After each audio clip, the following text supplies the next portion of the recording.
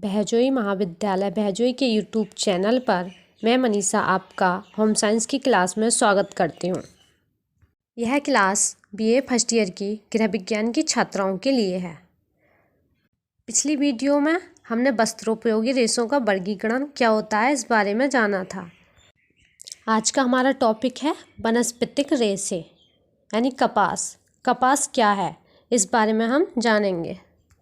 आधुनिक युग में वस्त्रोद्योग के क्षेत्र में कपास, लिनन, जूट आदि का मुख्य रूप से उपयोग किया जाता रहा है। ये रेशे हमारे दैनिक जीवन के अभिन्न अंग बन गए हैं। उनके संबंध में यह ज्ञात होना आवश्यक है कि उनका उत्पादन किस प्रकार होता है। अब हम देखेंगे कपास क्या है। कपास क्या होता है। आधुनिक युग में वस्त्रोद्योग में कपास का अत्यधिक प्रयोग किया जाता है, किंतु औद्योगिक क्रांति से पूर्व ऊन और सन का प्रयोग अधिक प्रचलित था। प्राचीन समय में समस्त पूर्वी देशों में कपास का प्रयोग किया जाता था। 15वीं शताब्दी से यूरोपीय देशों में भी इसका प्रचलन हो गया। कपास से निर्मित सूती वस्त्र सबसे सस्ते होते हैं तथा गरीब व्यक्ति भी इसे खरीद सकता है। इनकी अपूर्व कार्य क्षमता होती है तथा यह अत्यधिक टिकाऊ होते हैं। कपास का इतिहास। कपास का इतिहास क्या है। भारत कपास का जन्मदाता माना जाता है। अभिलेखों से यह सिद्ध हो चुका है कि भारत में ईसवी पूर्व 5000 वर्ष पहले कपास का उपयोग होता था। कपास का उत्पादन एवं निर्माण धीरे धीरे यहाँ से एशिया और इजिप्ट के द्वारा पूर्वी अफ्रीका और यूरोप के देशों में होने लगा। कपास को कपड़े के रेशों के उद्देश्य से 2100 ईस्वी पूर्व में सिंध घाटी में, 3500 ईस्वी पूर्व से मैक्सिको में, 2500 ईस्वी पूर्व से पेरू में प्रयोग किया जाता रहा है। आगे हम देखते हैं कपास का उत्पादन।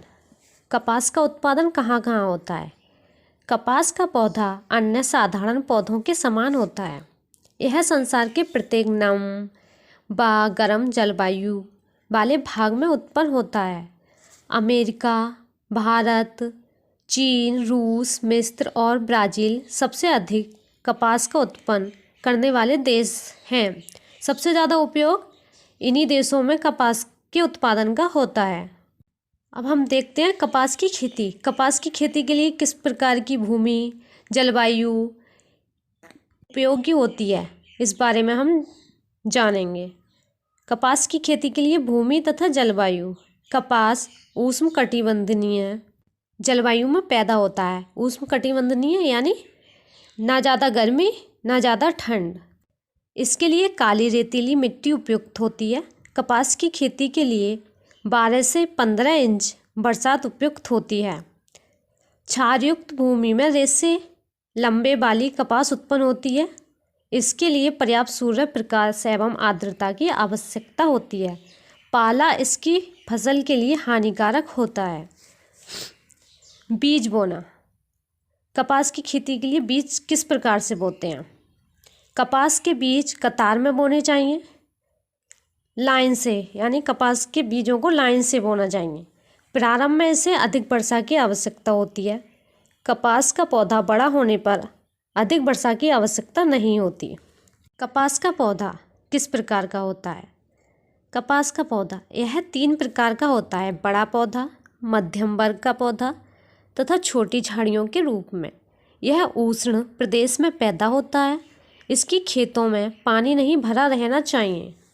यदि ज़मीन में नमक या गोबर रहे तो वह ज़मीन कपास के लिए अति उत्तम होती है। सूखी ज़मीन छोटे रेशे का असरदार खुरदरा व टूटने वाला रेशा निर्माण करती है। कपास के पौधे का विकास किस तरह से होता है। कपास के पौधे का विकास। कपास का बीज बोने के लगभग 15 दिन बाद अंकुरित होता है। जब पौधा 5 से 7 इंच लंबा हो जाए तब उसकी गुड़ाई करनी चाहिए। पौधे के बड़े हो जाने के कुछ सप्ताह बाद पीले व सफ़ेद रंग के फूल निकलने लगते हैं, जो बाद में गुलाबी रंग में परिवर्तित हो जाते हैं। इसके 3-4 दिन बाद उसकी पत्तियां झड़ने लगती हैं और बीज युक्त कोए रह जाते हैं। कपास के रेशे बीज की सतह पर विकसित होते हैं। अब हम जानेंगे भारतवर्ष में कितने प्रकार की कपास पाई जाती हैं, भारत में कितने प्रकार की कपास की किस्में हैं, कौन कौन सी किस्में हैं, इस बारे में हम चर्चा करेंगे।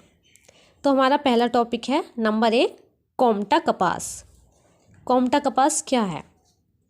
इस कपास के रेशों की लंबाई 3 से 8 इंच तक होती है। यह मुलायमदार, चमकदार और प्राकृतिक ऐंठन वाले होते हैं। इससे 10 से 20 अंक तक का सूत काटा जाता है। नंबर 2, हिंगम घाट कपास। भारतवर्ष में सबसे उत्तम प्रकार की कपास मानी जाती है। साधारण कपास की तरह ही इसके रेशे चमकदार और मुलायम होते हैं। इसकी अत्यधिक उपज मध्य प्रदेश में होती है, जो कि काली मिट्टी में होती है। नंबर 3 है अमरावती कपास। अमरावती कपास क्या होता है? अमरावती कपास के रेशों की लंबाई 3 से 4 इंच तक होती है। यह भी साफ और मुलायम कपास है, जिसे मध्य श्रेणी की कपास माना जाता है। नंबर 4, ब्रोच और सूरत कपास। इसके रेशे मजबूत और लचीले होते हैं और 30 अंक तक का सूत काटा जा सकता है। इसकी लंबाई 4 से 5 इंच तक होती है। नंबर 5, धारवाड़ कपास। यह 2 प्रकार की होती है। प्रथम, भारतवर्ष में पाई जाने वाली कपास के बीजों से उपलब्ध होती है। ये उत्पन्न की जाती है भारत में बीजों से। और दूसरा, अमेरिकन कपास के बीजों से उत्पन्न की जाती है। इसके रेशों की लंबाई 7 से 8 इंच होती है, जिनसे 15 से 20 अंक तक का सूत काटा जाता है। नंबर 6, फ्रीनी काटी कपास। इसके रेशे मजबूत और लचीले होते हैं। इनकी लंबाई 5 से 8 इंच तक होती है। इनसे 25 अंक तक का सूत काटा जा सकता है। यह कपास तीसरी श्रेणी की कहलाती है। नंबर 7 है बंगाल कपास। बंगाल कपास क्या है? इसके रेशे सफ़ेद परंतु मोटे होते हैं। इसके रेशों की लंबाई 3 से 4 इंच तक होती है। नंबर 8, धोलराज कपास। धोलराज कपास क्या है? इसके रेशों की लंबाई 7 से 8 इंच होती है। इसके रेशे ऐंठनदार, कुछ मुलायमी लिए होते हैं। इससे 20 अंक तक का सूत काटा जा सकता है। नंबर 9, सिंध पंजाब कपास। सिंध पंजाब कपास क्या है? यह सबसे निम्न कोटि की कपास मानी जाती है। इसमें केवल 10 अंक का सूत काटा जाता है। अन्य प्रकार की कपास मिलाकर सूत बनाया जाता है। कपास को सूत को बनाने के लिए किन किन प्रक्रियाओं से गुजरना पड़ता है, क्या क्या प्रक्रियाएं अपनाई जाती हैं, इस बारे में हम जानेंगे। नंबर 1 है कपास के कोयों को एकत्रित करना। सबसे पहले हम कपास के कोयों को एकत्रित करते हैं। जैसे जब पौधे में कपास के कोय पकने के बाद फटने लगते हैं, तो उन्हें तोड़कर एकत्र कर लिया जाता है। यदि ऐसे कोयों को पेड़ पर ही छोड़ दिया जाए तो मौसम एवं सूर्य की धूप के प्रकाश से रुई बदरंगी एवं गंदी हो जाती है। कोया पककर ज़मीन पर गिर जाता है तथा वहाँ इसमें अनेक अशुद्धियाँ जैसे पेड़ पौधों की सूखी पत्तियाँ, मिट्टी तथा कीड़े आदि मिल जाते हैं। जब कोयों को इकट्ठा किया जाता है तो हाथ या मशीन की सहायता से इन्हें एकत्र किया जाता है। जब कोये पककर तैयार हो जाते हैं तो इन्हें हाथ से तोड़कर एकत्रित कर लेना चाहिए। नंबर 2 है बिनौले निकालना। बिनौले किस तरह से निकालते हैं, यानी गिनिंग। यह वह प्रक्रिया है जिसके द्वारा बिनौलों को कपास से अलग कर दिया जाता है। यह कार्य मशीनों द्वारा किया जाता है।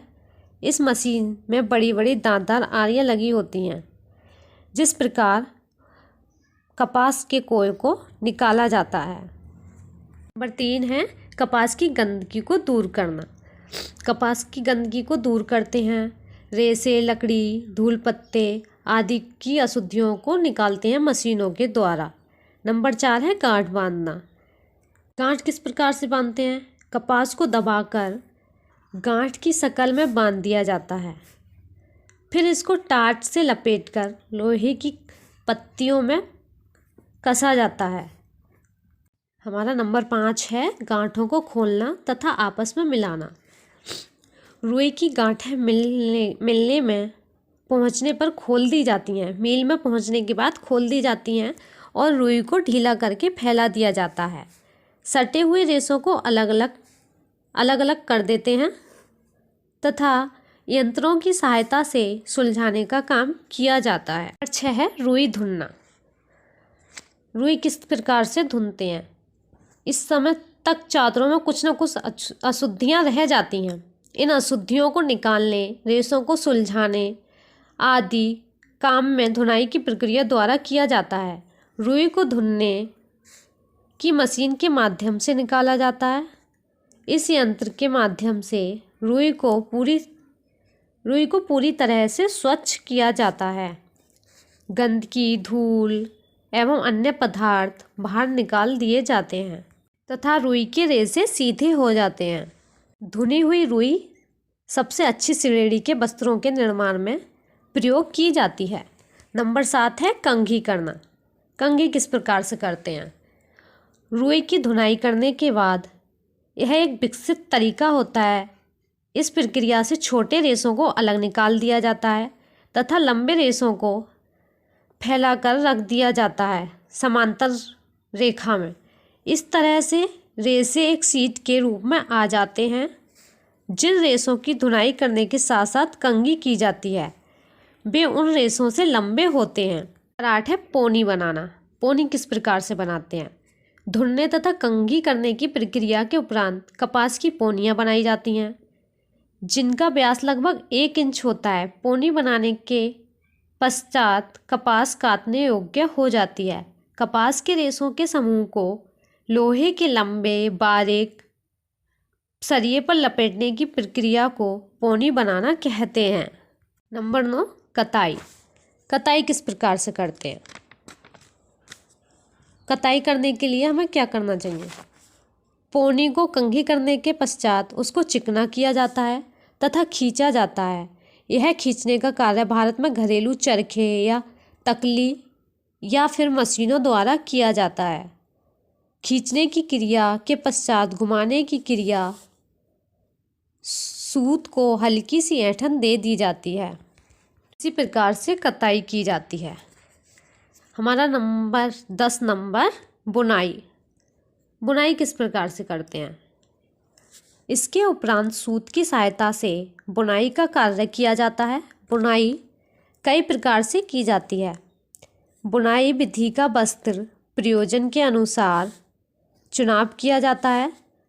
अधिकतर ताने के बाने धागे की अपेक्षा अधिक ऐंठनदार होते हैं क्योंकि बुनाई एवं परिष्कृति के अवसर पर इन्हें अत्यधिक दबाव पड़ता है। बुनाई विधि का वस्त्र पर प्रयोजन के अनुसार चयन किया जाता है जैसे जीन आदि। ट्विल बुनाई में खेलों के वस्त्र, दुसूती, बॉस्कट रिम में साधारण वस्त्र जैसे मलमल, लॉन्ग क्लॉथ आदि। आगे देखते हैं हम कपास की विशेषताएं। कपास की विशेषताएं क्या होती हैं। तो हम कपास की विशेषताओं के बारे में जानेंगे। कपास का संगठन।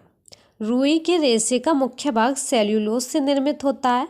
इसमें 90% सेल्यूलोज के अतिरिक्त 5 से 8% तक जल का अंश रहता है तथा शेष प्राकृतिक अशुद्धियाँ पाई जाती हैं। इसमें ऊपरी सतह पर प्राकृतिक मोम की रक्षात्मक कोटिंग रहती है जो इन्हें आपस में सटने में सहायता प्रदान करती है। सबसे पहले हम देखते हैं भौतिक विशेषताएं। कपास की भौतिक विशेषताएं किस तरह से होती हैं। कपास का रेशा सभी वस्त्रोपयोगी रेशों की अपेक्षा छोटा होता है।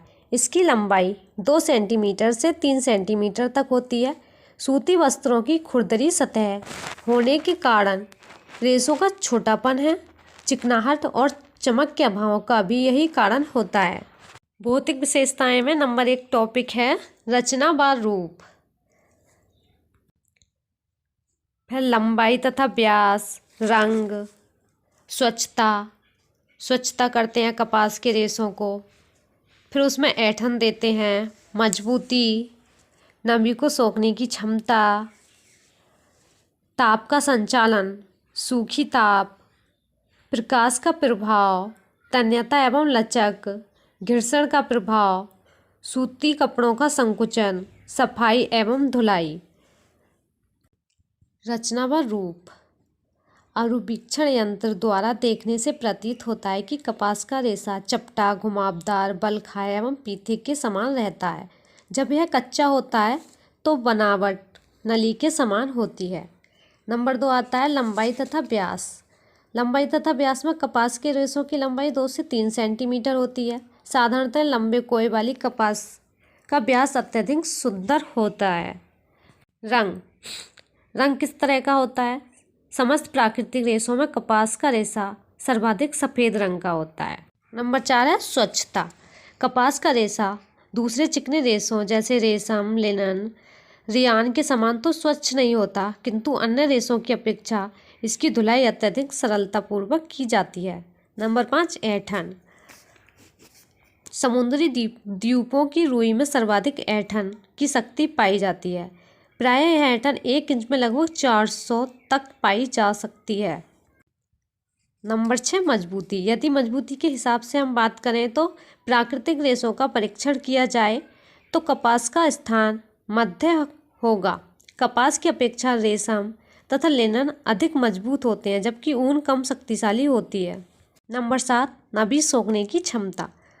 कपास की सामान्य नमी 8.5% आंकी गई है।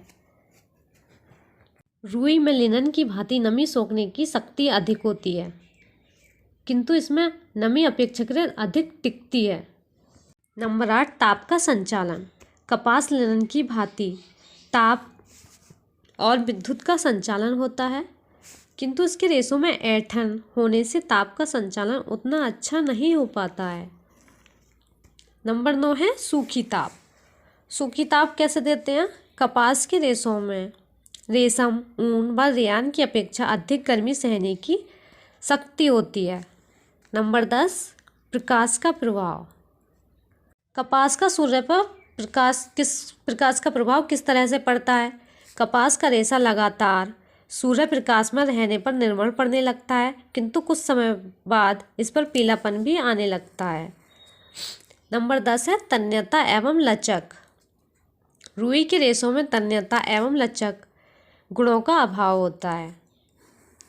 नंबर 12 है घर्षण का प्रभाव। घर्षण का प्रभाव किस तरह से होता है?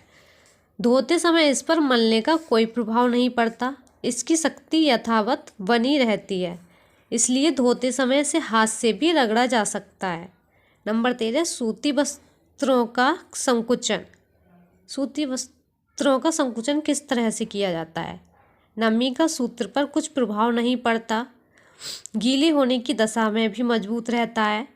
सूती रेशा स्वयं तो नहीं सिकुड़ता, किंतु वस्त्र बुने जाने पर खींचकर फैला दिया जाता है, वे अवश्य सिकुड़ जाते हैं। नंबर 14 है सफाई एवं धुलाई।